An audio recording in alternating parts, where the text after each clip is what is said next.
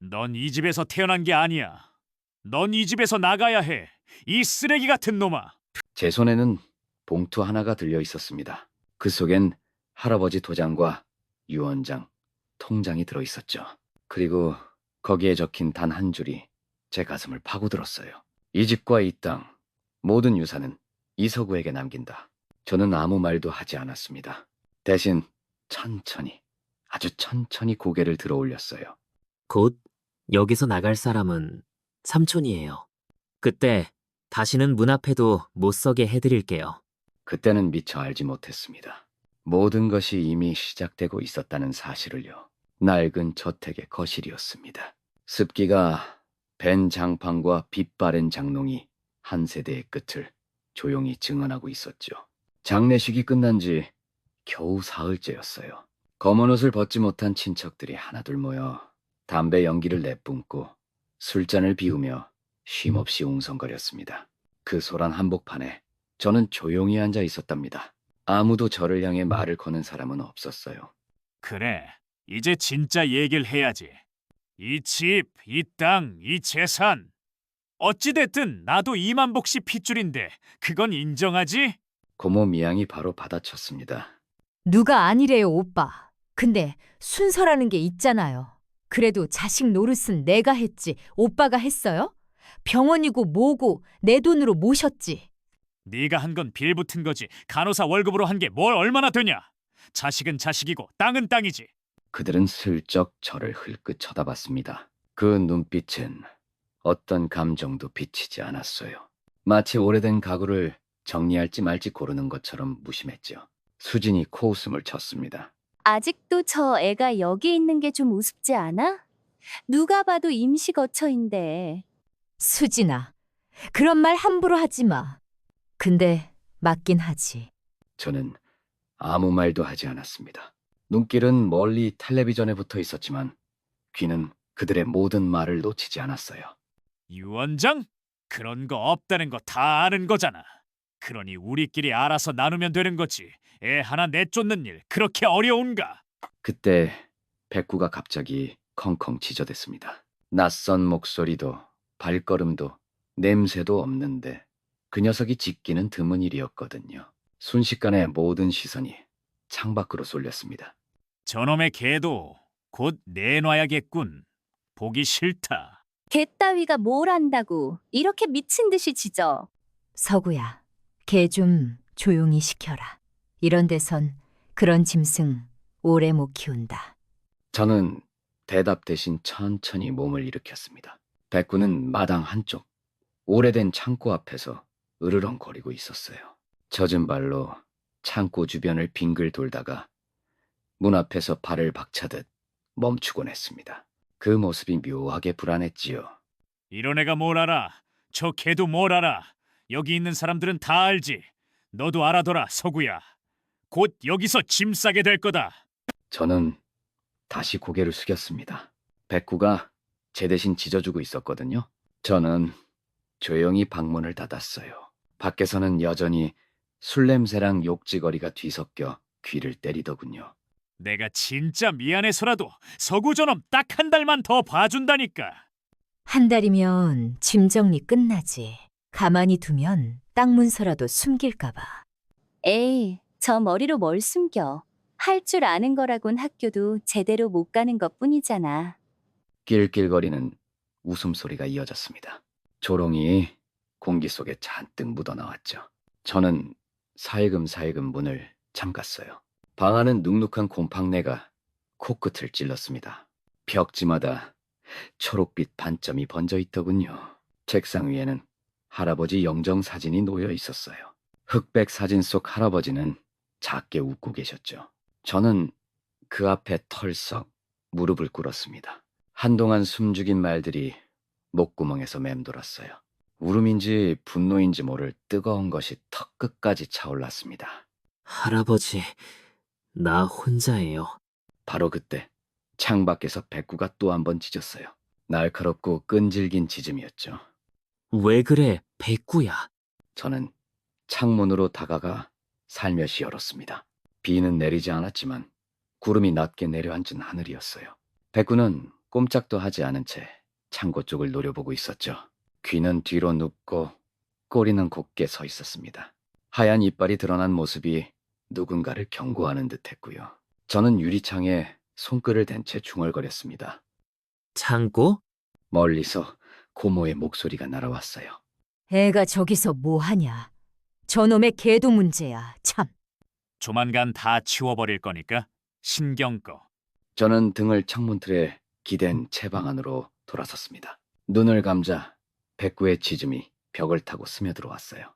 마치 저 대신 세상을 향해 외치는 소리 같더군요. 저는 끝내 아무 말도 못하고 그 짖음을 그대로 들었습니다. 거실 한가운데 오래된 장롱이 활짝 열려 있었습니다.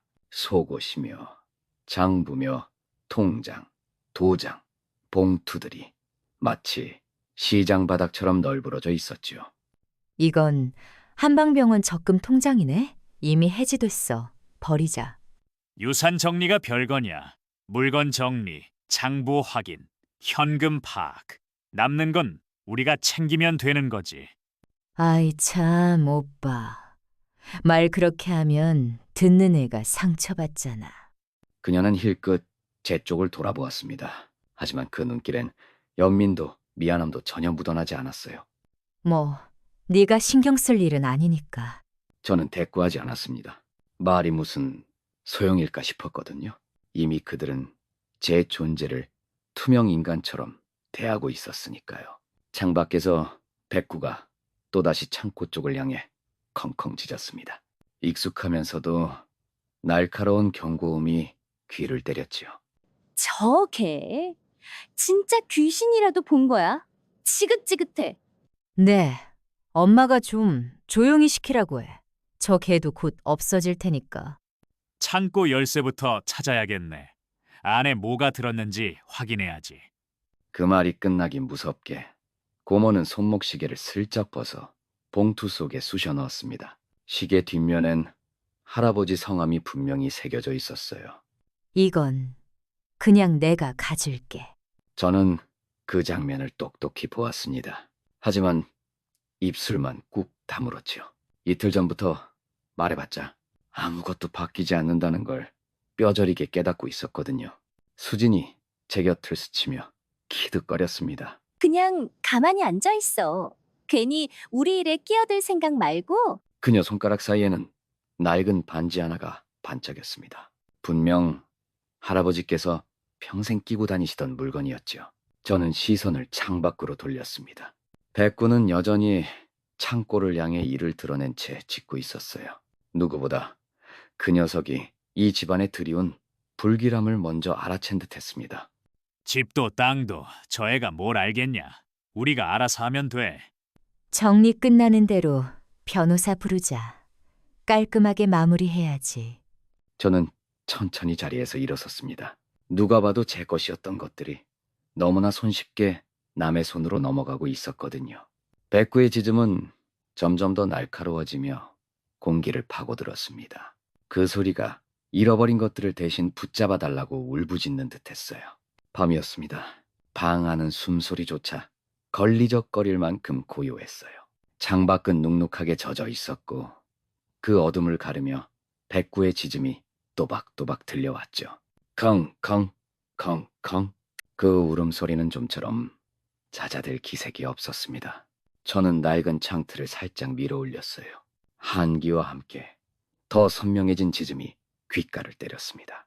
마당 한복판에선 백구가 꼬리를 바짝 세운 채 흙바닥을 발톱으로 긁고 있었거든요. 그 시선은 오직 단 하나, 창고만을 겨누고 있었습니다. 왜 자꾸 거기야? 제가 작은 목소리로 물었지만 백구는 고개조차 돌리지 않았어요. 마치 사람 눈엔 보이지 않는 무언가를, 아니면 사람들이 모른 척하고 싶은 무엇을 바라보듯 말이죠. 다시 방으로 들어온 저는 의자에 몸을 기대었습니다. 탁자 위에는 할아버지 영정이 고요히 놓여 있었어요. 그 미소는 세상 어떤 소음도 스며들지 못할 만큼 조용했죠. 저는 액자 가장자리를 손끝으로 천천히 쓸어내렸습니다. 할아버지, 그 사람들은 전부 저런 사람들이에요. 제가 알고 할아버지도 아셨을 거예요. 사람이란 본래 그런 존재라는 걸요. 죽은 이가 남긴 것은 곧 산자의 먹잇감이 되곤 하니까요. 창밖에서 다시 한번 지짐이 터져 나왔습니다. 이번엔 날카롭고 매서운 울림이었어요. 근데 왜 자꾸 거기를... 참고 할아버지께서 살아계실 때도 좀처럼 열지 않으셨던 그곳. 저는 어렴풋이 떠올렸습니다. 할아버지는 가끔 그 안에서 봉투 같은 것을 꺼내어 다시 집어넣곤 하셨죠. 철문을 잠그는 금속음, 낡은 자물쇠가 덜컹이는 소리까지 또렷했어요. 그 안에는 분명 무언가가 있습니다. 저는 천천히 의자에서 일어섰습니다. 창문을 통해 또 한 번 마당을 살폈지요. 백구는 여전히 그 자리에서 숨도 쉬지 않는 것처럼 창고만 노려보고 있었습니다. 내가 알아낼 거야. 누군가 알려주지 않는다면 제가 직접 찾아낼 수밖에 없겠지요. 방 안엔 저 혼자뿐이었습니다. 어둠을 헤집는 건 오직 백구에 끊이지 않는 지짐뿐이었어요. 밤이 깊었어요. 집안은 고요했답니다. 거실에서는 코 고는 소리랑 술 냄새가 뒤섞여 살금살금 기어 나오더라고요. 저는 슬리퍼를 벗은 채 양말 바닥으로 미끄러지듯 복도를 빠져나왔습니다. 창문 너머에는 백구가 여전히 창고 앞을 지키고 있었죠. 낮부터 한치도 움직이지 않은 듯 꼬리는 곧게 세워졌고 귀는 뒤로 젖혀져 있었어요. 그 눈빛은 어두운 창고 철문을 꿰뚫고 보는 것처럼 집요했답니다. 저는 현관문 손잡이를 살금살금 돌렸습니다. 낡은 경첩에서 삐걱 소리가 났지만 집안에서는 누구 하나 꿈쩍도 하지 않았어요. 밖으로 발을 내디딘 뒤 문은 천천히 닫혀 여운만 남겼죠. 백구야. 제가 다가가자 백구는 꼬리를 한번 흔들었습니다. 그러고는 다시 창고 쪽으로 몸을 돌렸어요. 짖지는 않았습니다. 마치 저를 기다렸다는 듯 고요히 문 앞에 멈춰 섰지요. 창고 문은 녹슨 자물쇠로 굳게 잠겨 있었습니다. 몇 년은 묵었겠다 싶은 그 쇠붙이가 방공기 속에서 서늘하게 반짝이더군요. 저는 주머니에서 열쇠 뭉치를 조심스레 꺼냈습니다. 할아버지께서 늘 쓰시던 열쇠들이었죠. 이 중 하나는 분명 맞겠지. 속으로 중얼거리며 천천히 끼워 돌렸습니다. 딸깍, 자물쇠가 풀렸어요. 문을 여니 냉기와 함께 곰팡이, 먼지, 오래된 나무 냄새가 한꺼번에 밀려왔습니다. 숨이 턱 막히는 듯 했지만 저는 발을 들이밀었죠. 백구는 앞장을 서며 낮게 으르렁거렸습니다. 거기 뭐가 있어? 저는 스마트폰 플래시를 켰습니다. 흐릿한 불빛 아래 낡은 농기구와 박스, 찢어진 포대자루, 잡동사니가 드러났어요. 아무도 관심 주지 않던 물건들이 가득 쌓여 있었습니다. 그런데도 백구는 그중 한 곳만을 향해 꼼짝 않고 섰습니다. 창고 구석 나무 선반 아래였어요. 먼지 쌓인 헝겊이 무언가를 덮고 있었죠. 저는 천천히 걸음을 옮겼습니다. 백구는 뒤따르며 여전히 낮고 길게 으르렁거렸어요. 이거. 손으로 헝겊을 걷어내자 오래된 나무 상자 하나가 모습을 드러냈습니다. 녹슨 자물쇠는 이미 부서져 있었는지 가볍게 열렸어요. 뚜껑을 여는 순간 먼지가 확 피어오르더군요. 그 안에는 봉투 하나가 놓여 있었습니다. 노랗게 변색된 겉면에는 또렷이 글씨가 적혀 있었죠. 최동석 변호사 앞으로. 저는 그제야 깨달았습니다. 백구가 찾고 있던 건 바로 이것이었구나 하고요. 백구는 짖지 않았습니다. 그저 저와 봉투를 번갈아 바라보며 조용히 앉아 있었어요. 나는 봉투를 조심스럽게 집어들었습니다. 손끝에 오래된 먼지가 스르르 묻어났어요. 종이는 금방이라도 바스라질 것처럼 얇았고 글씨는 또박또박, 그러나 힘이 잔뜩 실려 있었죠. 최동석 변호사 앞으로 라는 문구가 눈에 들어왔습니다. 그 필체, 분명 할아버지 글씨였거든요. 어릴 적 생일 카드마다 적어주시던 그 느릿느릿하면서도 따뜻한 글씨 말입니다. 할아버지. 나는 봉투를 살포시 들어올려 빛에 비춰보았습니다. 안에는 두세 장의 종이가 들어있는 듯 살짝 그림자가 비쳤어요. 그 순간 백구가 조용히 나를 올려다보더군요. 짖지도 으르렁대지도 않았습니다. 마치 찾았으니 됐어 라는 듯 고개를 툭 떨궜죠. 나는 심호흡을 한 뒤 천천히 봉투를 열었습니다. 노란색 종이 한 장과 얇은 편지지 한 장이 차례로 드러났어요. 편지의 첫 줄이 시야에 들어왔습니다. 서구야, 혹시라도 네가 이걸 찾게 된다면. 그 한 줄이 가슴을 울렸습니다. 아무도 없는 어두운 창고 안 서늘한 기운이 등줄기를 타고 내려앉았죠. 손이 살짝 떨려 글자가 흔들려 보였습니다. 나는 숨을 고르며 두 번째 종이를 펼쳤습니다. 도장은 또렷했고 제목이 눈에 띄었어요. 유원장 사본. 나는 한 줄 한 줄 눈으로 더듬어 읽어 내려갔습니다. 그리고 마침내 결정적인 문장을 확인했죠. 이 집과 이 땅 모든 유산은 내 외손자 이서구에게 남긴다. 입술을 꼭 깨문 채 나는 종이를 더욱 단단히 움켜쥐었습니다. 할아버지는 분명히 나를 위해 모든 걸 준비해 두셨군요. 하지만 왜 아무도 모르게 숨기셔야 했을까요? 백구가 조용히 다가와 내 무릎을 살짝 건드렸습니다. 그 따스한 촉감에 정신이 번쩍 들었죠. 나는 봉투를 다시 조심스레 봉해 가슴에 꼭 끌어안았습니다. 알겠어, 할아버지. 내가 지켜야 할 건 바로 여기에 있었습니다. 누구도 대신 찾아주지 않을 거라는 사실, 이제는 분명히 알겠더군요. 나는 천천히 창고에서 걸어 나왔습니다. 문을 닫고 자물쇠를 또각 눌러 잠갔어요. 백구는 묵묵히 내 뒤를 따랐습니다. 마당 끝 방으로 돌아가는 길목에서 백구가 창고 쪽을 한 번 더 돌아보더니 낮고 짧게 컹 하고 울었습니다. 그 울음은 마치 걱정 마, 함께 지킬게 라고 말해주는 듯했어요. 나는 고개를 끄덕이며 발걸음을 뗐습니다. 이제 혼자라도 이 집을 지켜내리라 마음을 굳게 먹었습니다. 현관 쪽에서 쉰 목소리가 울렸습니다. 저는 꿈쩍도 하지 않았어요. 술 냄새가 묻은 거친 숨결과 질질 끄는 슬리퍼 소리가 서서히 다가왔죠. 그 소리의 주인 큰아버지 광복이었습니다. 문을 살짝 열어보니 그는 방 안으로 한 발짝도 들지 않았습니다. 문턱에 우뚝 서서 팔짱을 끼고 저를 내려다보더군요. 그 시선이 마치 압력처럼 어깨를 짓눌렀습니다. 나와 봐라, 서구야. 어른이 부르면 나와야지. 저는 고개만 빼꼼 내밀고 서 있었습니다. 심장이 두근거렸지만 표정은 최대한 잔잔히 유지했어요. 왜요? 광복은 조소를 머금은 채 더 안으로 다가오지도 물러서지도 않았습니다. 내가 너한테 좀 일찍 말했어야 했는데 분위기 깨질까봐 참았지. 이제 말해도 되겠지. 저는 입술을 다문 채 그를 바라봤습니다. 이 집 이제 곧 내 거 아니다.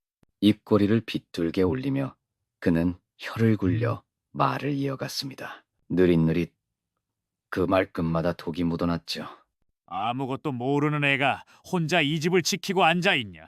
순리라는 게 있거든.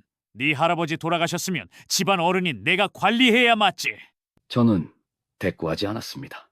침묵이 오히려 그를 자극한 듯했어요. 그가 다시 한 걸음 다가와 제 얼굴 바로 앞에서 숨을 내뿜었습니다.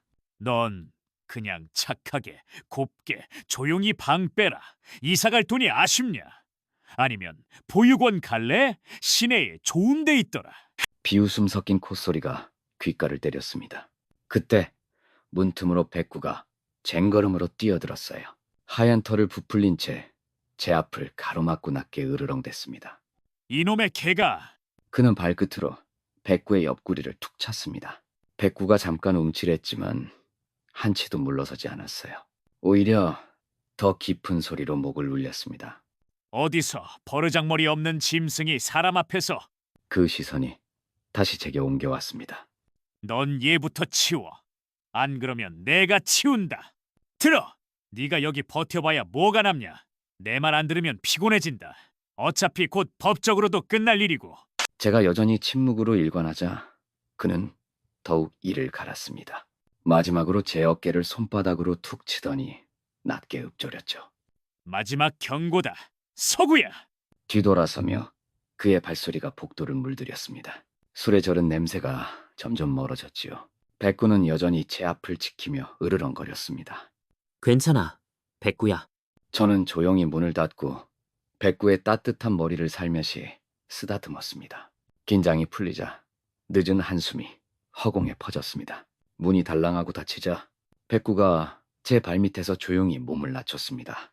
목구멍 깊숙이 남아있던 으르렁임이 잔물결처럼 울렸죠. 저는 숨을 죽인 채 방문 손잡이를 돌려 잠갔어요. 혹시 몰라 2번 더 당기고서야 겨우 숨을 내쉬었답니다. 가방 속이 어지럽게 흔들렸습니다. 방금 전 찾아낸 봉투를 조심스레 꺼내 펼쳐보았죠.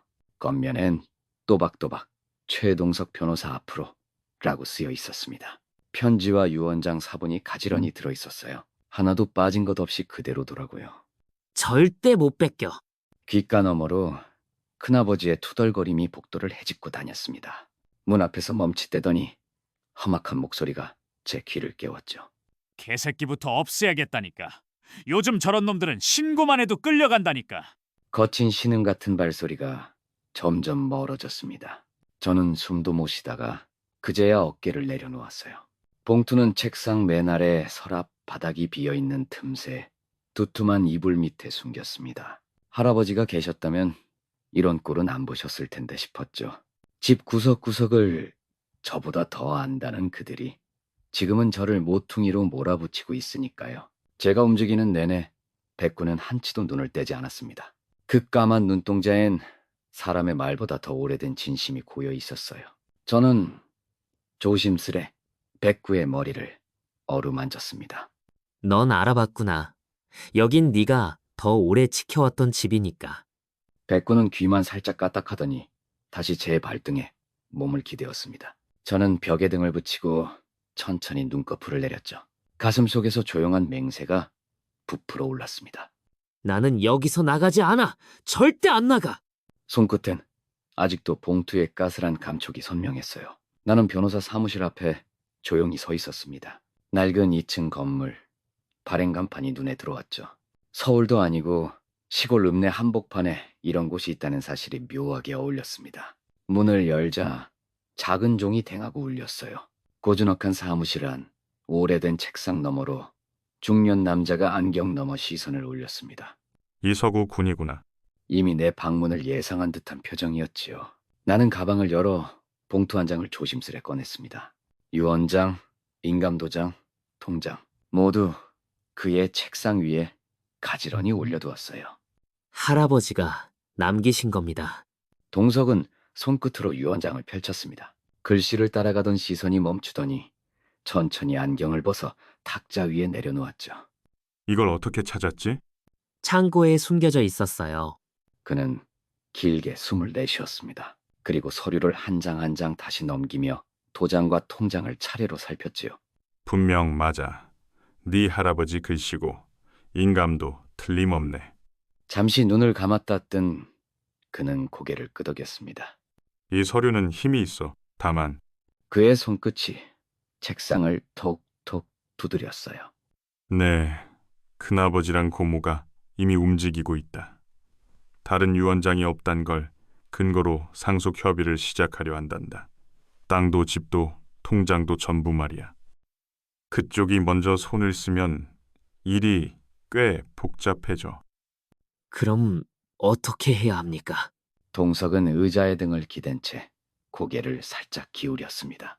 네가 미성년자라는 게 걸림돌이야. 지금 당장 네 명의로 돌릴 수 없고 친권도 공백 상태지. 네 큰아버지는 그 점을 파고들 거야. 그의 목소리는 담담했지만 말끝에 조심스러운 경계가 묻어났습니다. 서류 하나 들고 온다고 끝나는 문제가 아니거든. 나는 속으로 입술을 꼭 깨물었습니다. 그가 내 표정을 살피다 다시 말을 이었어요. 그래도 할아버지 뜻을 찾았다는 사실 자체가 중요하다. 이런 일은 종이보다 사실이 먼저 움직이는 법이니까. 그는 서류 봉투를 살짝 밀어 내 쪽으로 돌려두었습니다. 내가 보관해둘 순 없다. 네가 직접 지켜야 해. 조만간 다시 만나야 할 테니까. 나는 봉투를 조심스레 가방에 넣었습니다. 만약 그쪽이 강제로 널 쫓아내려들면 바로 연락해. 그땐 내가 움직일 거야. 네, 나는 자리에서 일어섰습니다. 문을 나서려는 순간 그의 목소리가 다시 등 뒤를 불렀죠. 끝까지 버티는 게 관건이야. 서구군. 나는 몸을 돌려 고개를 단단히 끄덕였습니다. 저 안 물러납니다. 사무실 문을 닫고 나오자 낡은 종이 다시 한번 댕하고 울렸습니다. 가벼운 종소리였지만 내 마음속에는 묵직한 결심이 울려 퍼지고 있었어요. 변호사 사무실을 나서자 시골 읍내의 좁은 도로가 눈앞에 펼쳐졌어요. 느릿느릿 걸음을 옮길 때마다 가방끈이 어깨를 파고들었습니다. 종이 몇 장, 도장 하나, 낡은 통장 2개, 그저 얇은 서류일 뿐인데 마음만은 납덩이처럼 무거웠죠. 동석 변호사가 해준 말이 머릿속을 떠나질 않더군요. 넌 법적으로 약자다. 그걸 그 사람들이 모를 리가 없지. 걸음을 멈추고 아스팔트 위에 우두커니 서 있었습니다. 폐부까지 차가운 공기가 스며드는데 그 한숨조차 묵직하게 내려앉더라고요. 내가 할 수 있는 게 뭐가 있을까요? 편들어줄 어른도 쓸 돈도 기댈 곳도 없다는 사실이 절절히 느껴졌어요. 문득 고개를 들어 먼 논밭 너머를 바라봤습니다. 해질녘 햇살 속에 우리 집 지붕이 희미하게 빛나고 있었죠. 그 낡고 초라한 집이지만 할아버지가 평생을 걸어 지켜온 곳이었어요. 거긴 내 집이야. 아무도 그렇게 인정해주지 않아도 할아버지는 나에게 그렇게 물려주셨으니까요. 백구도 첫눈에 알아봤어요. 꼬리를 흔들며 그 집 현관에 자리를 잡던 모습이 아직도 선명합니다. 집으로 이어지는 길은 오늘따라 유난히 멀게만 느껴졌습니다. 그래도 돌아가야 했어요. 도망칠 수는 없으니까요. 끝까지 갈 거야. 입술로 내뱉은 짧은 약속이 바람을 타고 사라졌지만 가슴 속에는 단단히 새겨졌어요. 가방 안봉투의 무게가 어깨를 짓누르면서도 동시에 나를 고추 세워주더군요. 천천히, 그러나 흔들림 없이 발을 내디뎠습니다. 집이 있는 방향으로, 그리고 내가 지켜야 할 모든 것을 향해 말이에요. 문을 열었을 때 낯선 풍경이 눈에 들어왔습니다. 방 안은 이미 반쯤 헝클어져 있었어요. 옷가지며 책이며 제 물건들은 함부로 뒤져진 채 가방에 쑤셔 넣어지고 있더군요. 그 한복판에 고모 미양이 서 있었습니다. 큰아버지 광복은 제 책상을 거칠게 밀어붙이고 있었어요. 서랍에서 꺼낸 것들은 바닥 위에 너저분하게 흩어져 있었죠. 왔냐? 잘 됐다. 네가 없으니 정리하기가 수월하더라. 어차피 나가야 할 찜인데 미리 싸놓는 게 좋지. 네가 혼자 정리하면 하루는 더 걸릴 테니까. 저는 말없이 방 안으로 한 발을 들여놓았습니다. 그러는 동안에도 그들은 제 앞에서 제 물건을 마구 뒤적이고 있었어요. 이건 뭐야? 이런 낡은 공책. 이런 거 하나 못 버리냐? 그래. 뭐 어린애답게 추억 같은 거라도 챙겨야지. 그녀는 공책을 바닥에 툭 던졌습니다. 미련하긴. 네가 뭐라도 남길 줄 알았냐? 그냥 조용히 나가라니까. 뭘 더 바라고 있는 거야? 말투는 노골적이었고 저는 이미 여기에 있어서는 안 되는 사람처럼 느껴졌습니다. 문틈으로 사촌 수진이 들어왔어요. 팔짱을 낀 채 입꼬리를 올리고 있었죠. 방 빼는 거 좀 빠르게 해. 보는 사람 민망하니까. 그녀는 제 책상 위에 걸터앉으며 비웃었습니다. 넌 그냥 얹혀 살던 거지. 집도 땅도 돈도 다 너랑 상관없는 거였는데 이제야 현실 깨달은 거야? 좀 늦었네. 저는 천천히 그녀를 바라봤습니다. 그녀의 말 한마디, 웃음 하나에 제 안의 분노가 조금씩 금을 내고 있었어요. 넌 그냥 네 집만 챙겨. 그럼 우리는 다 알아서 할 테니까. 백구?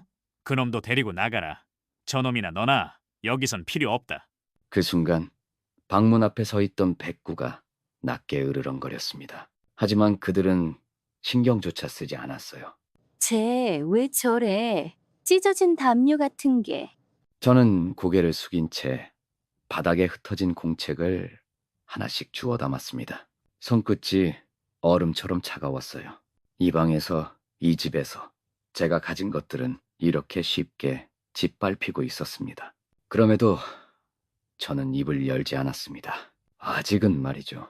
백구가 제 곁으로 다가와 조용히 눈을 맞췄습니다. 그 순간 제 안 어딘가가 아주 느리게, 그러나 분명히 움직이기 시작했어요. 수지는 제 공책 위에 다리를 꼬고 앉아 있었어요. 그 자세가 꼭 이 집 주인이라도 된 듯 우쭐해 보였죠. 너 진짜 웃긴 거 알아? 네가 여기 있다고 뭐가 바뀌냐. 넌 그냥 얹혀 살던 애였어. 알지? 우리 엄마랑 큰아버지가 다 그렇게 얘기했잖아. 그녀는 소리내지 않고 킥 웃어 보였습니다. 장난감이라도 발견한 사람처럼 말이에요. 근데 그걸 아직도 모른다는 게 참 가엽다. 저는 고개만 살짝 돌린 채 그녀를 가만히 바라봤습니다. 말은 없었지만 눈길이 모든 걸 대신했죠. 한참 침묵이 이어지자 수진이 먼저 피시굿더군요. 왜? 할 말 있어? 아니면 또 울 거야? 넌 맨날 가만히 있잖아. 입 다물고 아무것도 못하고. 심호흡을 한번 천천히 했습니다. 그리고 조용히 입을 열었죠. 곧 이 집은 내 거야. 순간 공기가 얼어붙은 듯 했습니다. 바닥을 밟는 발소리조차 멎었으니까요. 뭐라고?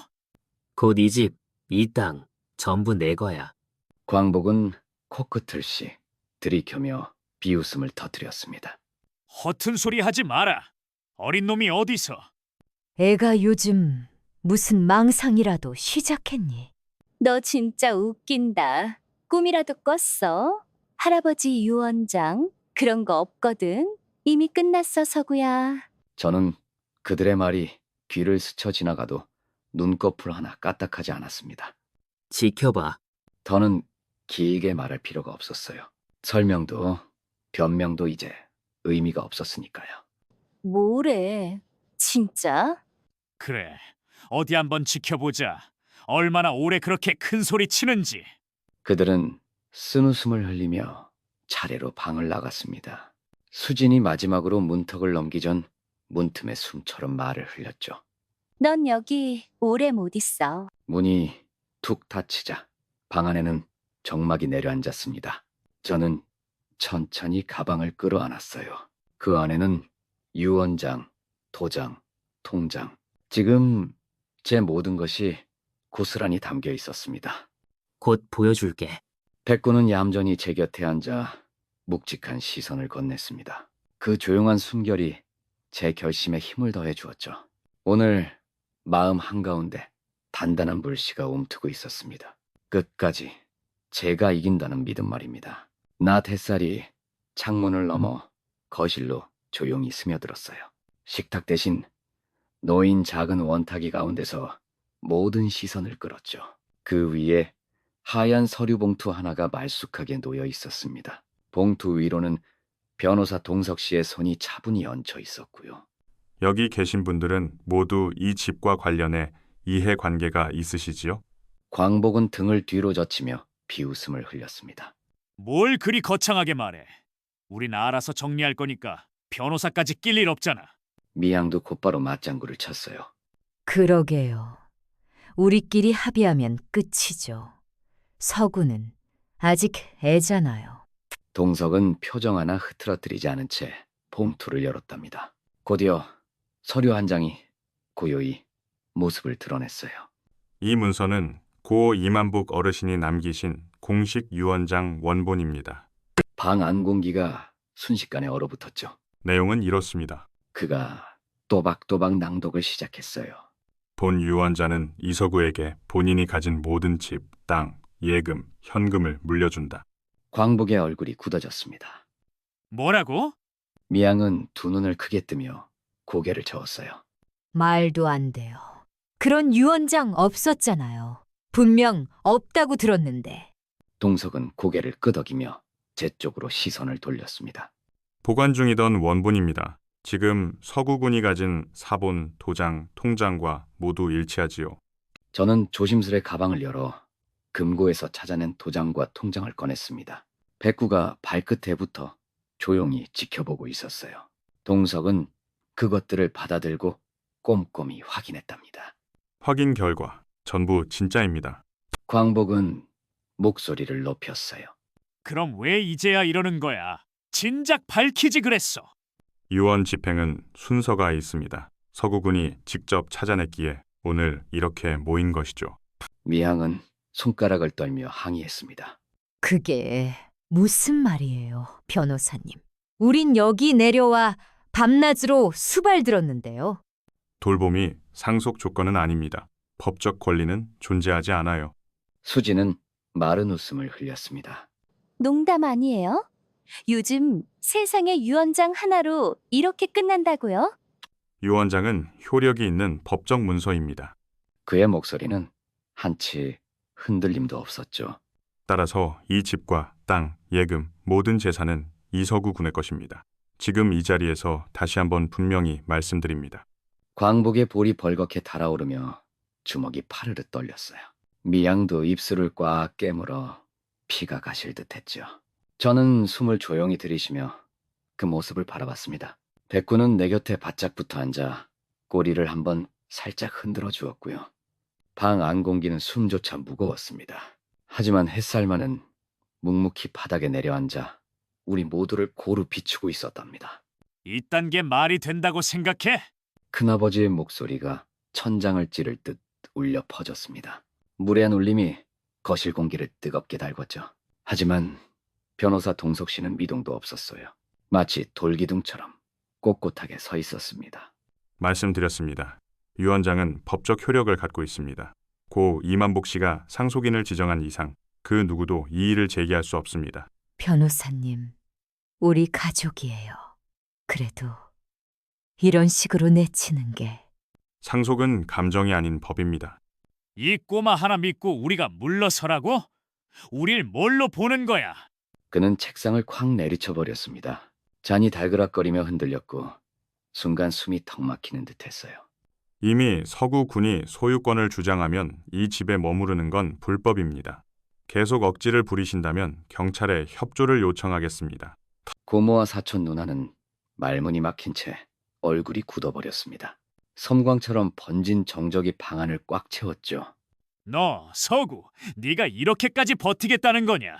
저는 그 시선을 조용히 받아냈습니다. 심장은 뛰고 있었지만 목소리는 흐트러지지 않았어요.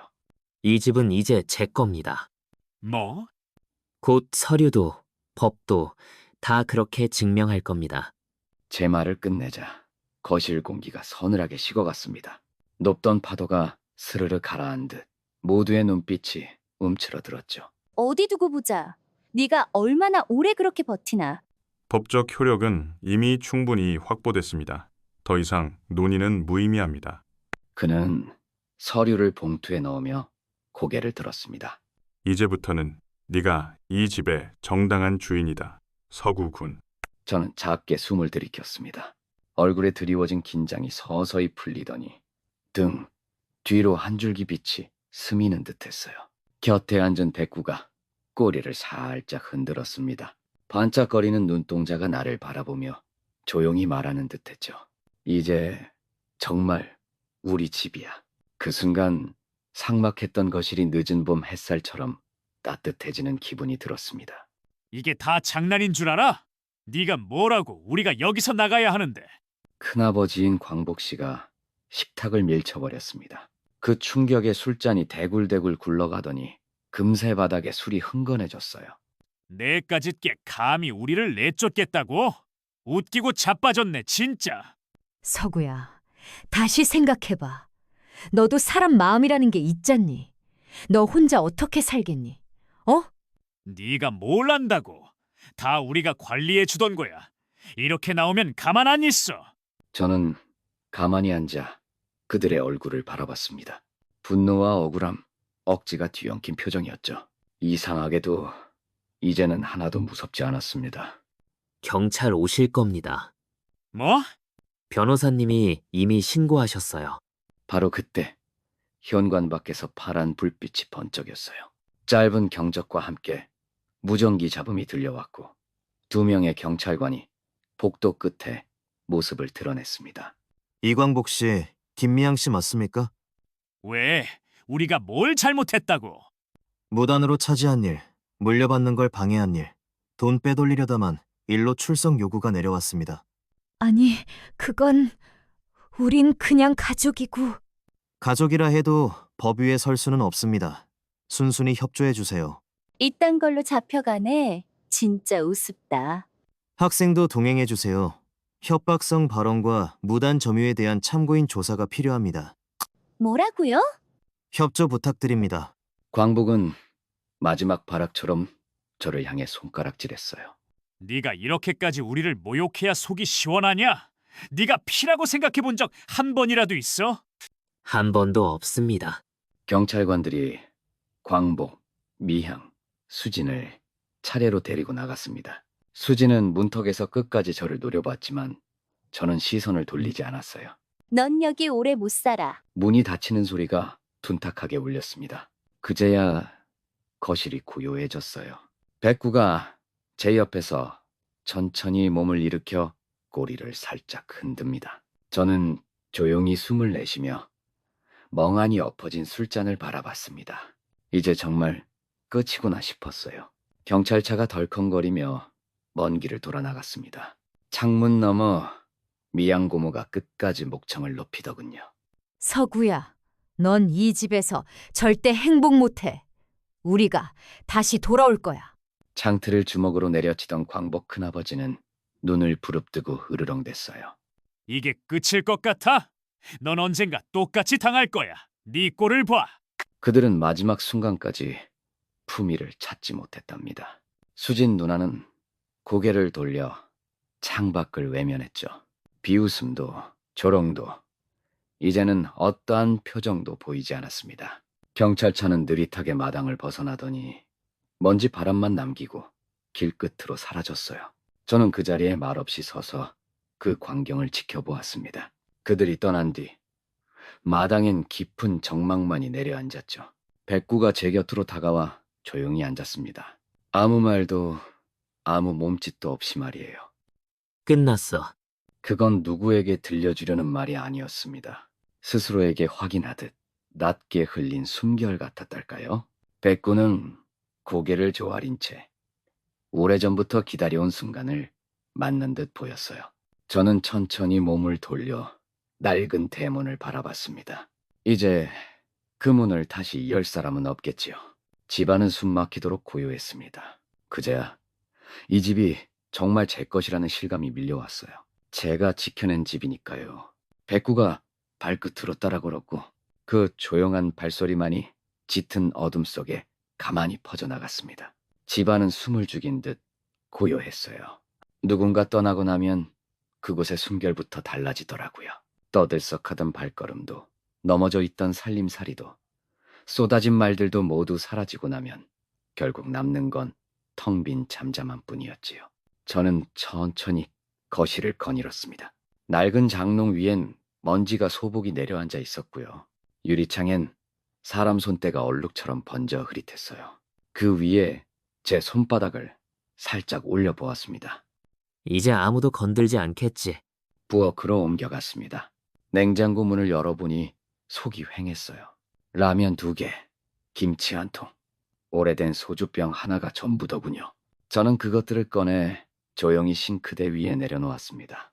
이제부터 이 집을 채우는 일은 제 몫이겠구나. 새삼 마음을 다잡았지요. 마당으로 나섰습니다. 백구가 뒤따라와 제 곁에 말없이 섰어요. 우리는 낡은 장독대 곁을 지나 마당 맨 끝 창고 앞에 멈춰 섰습니다. 창고 문에는 예전에 제가 걸어둔 자물쇠가 여전히 달려 있었지요. 주머니에서 열쇠를 꺼내 다시 한번 걸쇠를 잠갔습니다. 철컥 금속이 맞물리는 소리가 작게 울렸어요. 이제 아무도 못 열어. 백구는 그 자리에 앉아 조용히 숨만 내쉬었습니다. 짖지도 으르렁거리지도 않더군요. 이제 지킬 것도 의심할 것도 사라졌다는 걸 알기라도 하는 듯했어요. 저는 다시 마당을 천천히 돌며 집 구석구석을 눈에 새겼습니다. 비로소 이 모든 게 제 것 같더라고요. 떠날 생각만 했던 집이 아니라 앞으로 살아갈 보금자리로 느껴졌습니다. 여긴 내가 지켜야 할 곳이야. 백구가 살며시 꼬리를 내렸습니다. 그 몸짓이 제 말을 조용히 받아들이는 듯했어요. 마당 위에 조용히 주저앉았습니다. 방금 전까지 이어지던 긴장이 스르르 풀리더군요. 바짓단에 묻은 흙먼지를 털 생각도 들지 않았어요. 그저 숨을 돌리며 땅속 깊이 스며든 고요를 느꼈죠. 백구가 제 옆에 살포시 몸을 뉘었습니다. 따뜻한 갈색 눈이 스르르 감기고 낮은 숨결이 일정하게 이어졌어요. 한번 들썩이는 가벼운 흰 꼬리만이 아직 살아있는 듯 흔들릴 뿐이었습니다. 멀리서 떠나가던 경찰차의 경적, 악의 창고함, 코웃음 섞인 비웃음, 모두 구름 뒤쪽으로 사라져버린 듯했죠. 지금 이 집에 남은 건 저와 백구 단 두 생명뿐입니다. 그 사실이 낯선데도 묘하게 든든했어요. 조용하지, 백구야. 백구는 꼬리를 한번 천천히 흔들었습니다. 그걸로 대답은 충분했어요. 저는 고개를 들어 회색빛 하늘을 바라봤습니다. 먹구름이 조금씩 물러나더니 흐릿한 햇살이 기와 위로 살짝 내려앉더군요. 낮도 저녁도 아닌 애매한 시간대였지만 차라리 그게 편했습니다. 할아버지가 지키던 집이니까 이제는 내가 지켜야겠지. 누군가에게 들려주려는 말이 아니었어요. 입 밖으로 내야만 제 마음에 새겨질 것 같았습니다. 저는 손바닥으로 백구의 넓은 머리를 천천히 쓸어내렸습니다. 따스한 체온이 손끝으로 번지며 가슴 언저리까지 포근해졌죠. 우리 집이야. 이제 진짜 우리 집. 백구는 몸을 조금 더 제 쪽으로 밀착시켰습니다. 서로의 체온이 맞닿자 흙먼지 사이에도 안온함이 피어오르더군요. 이곳에서 쫓겨난 사람도 있고 끝내 남은 우리도 있습니다. 저는 그 남은 쪽이었어요. 잘했어. 잘 지켰어, 백구야. 백구는 눈을 감은 채 깊고도 고른 호흡을 이어갔습니다. 짖지도 으르렁거리지도 않았죠. 아마 모든 게 끝났다는 걸 누구보다 빨리 알아차린 모양입니다. 저 역시 잠시 두 눈을 감았습니다. 그리고 아주 천천히, 아주 깊이, 진짜 내 집의 숨결을 들이마셨어요. 그 공기가 폐에 깊숙이 닿자 마음이 조용히, 그러나 단단하게 자리 잡았습니다. 조용한 집, 조용한 날들이 찾아왔습니다. 마당엔 여전히 오래된 장독대가 서 있었어요. 그 옆에는 새로 심은 작은 감나무 한 그루가 조심스레 잎을 흔들고 있었죠. 감나무 아래 백구가 고요히 몸을 웅크린 채 숨을 골랐답니다. 흙을 적시던 잔비가 금세 그쳤고 따스한 햇살이 다시 마당을 포근히 덮어주었어요. 저는 천천히 현관문을 밀어 열었습니다. 이제 더는 망설이지도 더는 숨지도 않기로 했죠. 집은 사람 소리가 사라졌어도 분명 살아 숨쉬고 있었답니다. 백구야, 비 그쳤다. 백구는 귀만 살짝 꿈틀였어요. 이젠 그 아이가 으르렁대지도 문을 지키려 들지도 않았습니다. 지켜야 할 것이 더는 없다는 걸 아는 듯했죠. 저는 빗물 마른 마당 위를 천천히 걸었어요. 흙 냄새, 풀 냄새가 코끝을 간지렸답니다. 예전 할아버지처럼 저는 창고문을 한 번 더 돌려 잠갔어요. 그 안에 있던 금고는 이제 방 안으로 옮겨두었죠. 거실 한쪽 할아버지 영정 옆에 조용히 놓여 있었습니다. 도장도, 통장도, 유언장도 그 속에 고이 잠들어 있었어요. 그걸 다시 열어볼 일은 없을 거라 생각했죠. 할아버지, 잘 계시죠? 작은 목소리가 허공에 흩어졌습니다. 누군가 들을 거라 믿지는 않았지만 꼭 남기고 싶었어요. 이 집 잘 지키고 있어요. 백구랑 저랑. 백구가 꼬리를 한번 툭 하고 쳤어요. 느릿하고 무심한 듯 보였지만 그걸로 충분한 대답이었죠. 이 집에 누가 다시 찾아올 일은 없을 것 같았습니다. 큰아버지, 고모, 수진의 이름도 이제는 머릿속에서 희미해졌어요. 멀리서 들려오던 그들의 소음은 완전히 사라져버렸답니다. 저는 마당 한복판에 자리를 잡고 앉았어요.